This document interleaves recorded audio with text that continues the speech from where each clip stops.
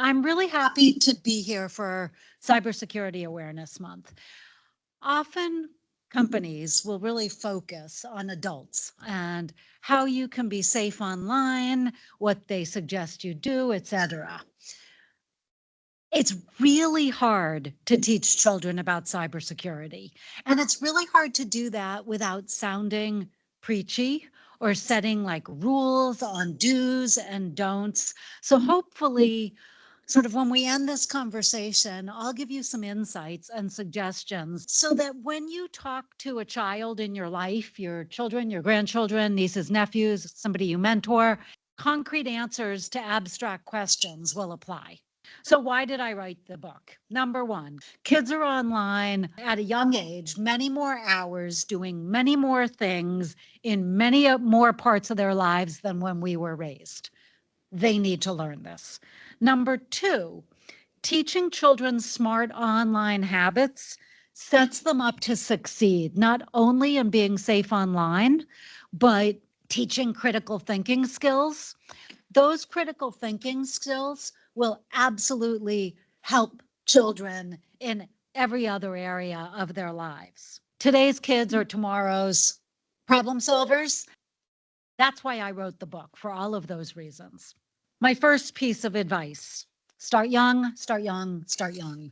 My metaphor that I say in when you start cyber education is as soon as kids get in the online world, that's when you start teaching cyber education.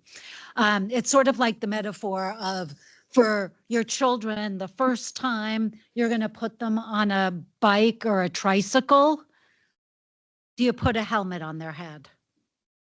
Yes.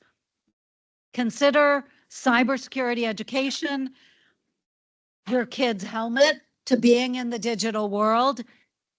They need to wear that helmet, not just the first time, but just like you and I, all the time. The bad guys are getting smarter and smarter. We need to too.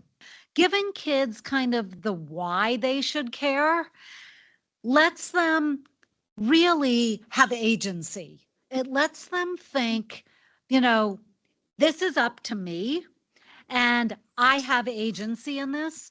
I want to enjoy A, B, C, D, and E online, and therefore I get to learn how to do that in a way that it can always be a positive experience for me. Is it smart and okay to put online your favorite kind of donut? Sure, why not? Let's talk about it. I think that's probably okay.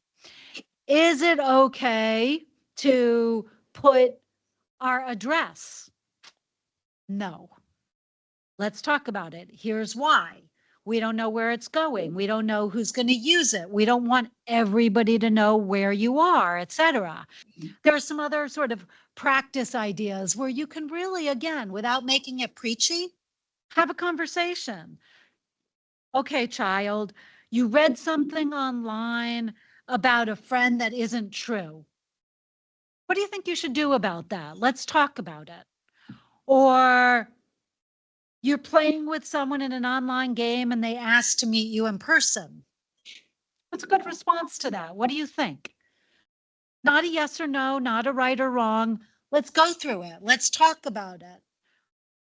Where would you meet? Why would you meet? Who are they? How do we know they are who they say they are? Would you tell me first? Vet it all out. Have those conversations and get your children in the habit of that kind of dialogue. So cybersecurity as a family affair.